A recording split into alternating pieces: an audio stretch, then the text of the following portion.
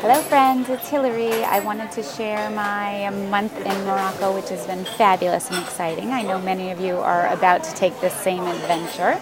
I have 5 steps to mastering Morocco.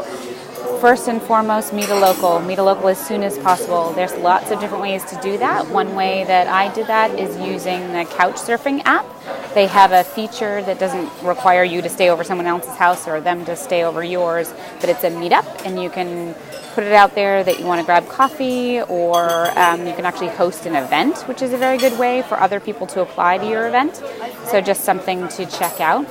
The Kareem drivers are awesome, so establish a relationship with any of the Kareem drivers. I'm happy to share mine as well, but it's a good way to get connected with the cool things to do, and they generally are invested in your safety and interest and making sure that you have a good time. So the third is just graciously accept offers. You will find that people are interested in learning about you, and you should be interested in learning about them, so just say yes. Step 2, Morocco is so diverse. I had no idea, and it's so confusing, and I had no idea.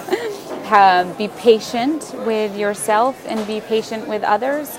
The culture is wide-ranging between the Muslim and the Berber and the Arabic and the Jewish.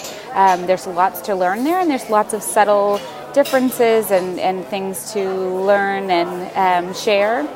The climate is extremely diverse between the cities and the beaches, and the desert is amazing. Don't miss that for sure.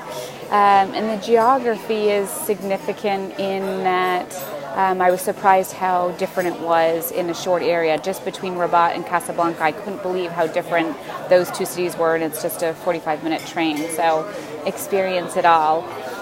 Step 3, follow the rules. It's not necessarily for the reasons that you think, but you're going to hear keep covered. It's not because you're going to be stoned in the street because you're not covered, but it just allows you allows you a little bit more comfort for others not to treat you any differently.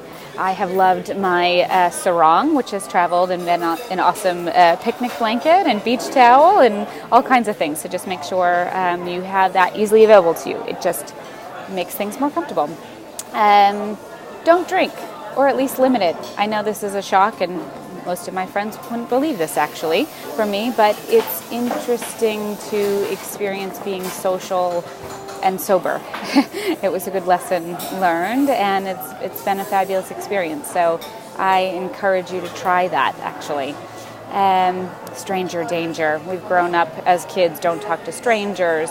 Good advice in some cases, but it's not because you're going to be kidnapped. And it's just there's an occasional crazy person and there's an occasional bad person out there. It's just the same as at home. So don't treat everyone that approaches you as someone that's going to mug you or kidnap you or whatever. I found that I was approached a lot of times with people that genuinely were interested in making sure I wasn't lost or and that I was safe, although the experience is confusing because the Arabic language is loud and short, and they wave their hands a lot, and it's confusing. So it seems like they're yelling at you, and they seem like maybe it's a bad person, but it's not. Generally, they're just trying to make sure that I know where I'm going, and they're frustrated that they're likely giving me good advice, and I just haven't been able to benefit from it because I don't understand. So keep that in mind.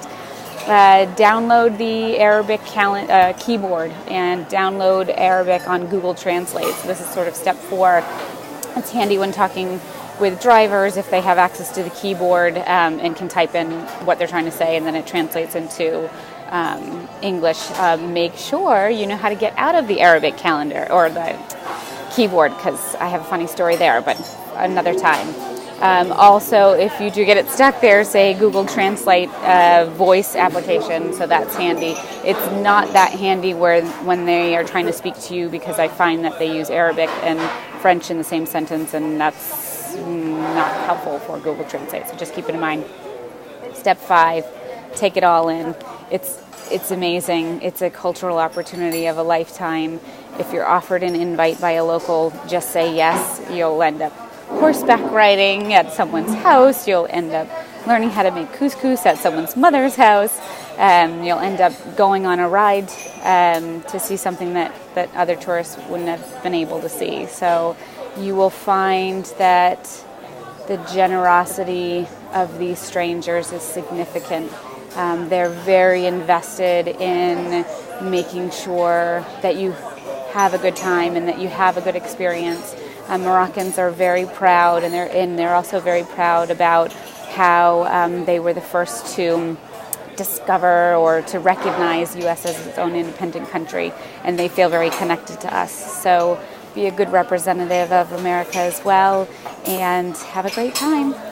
Bye.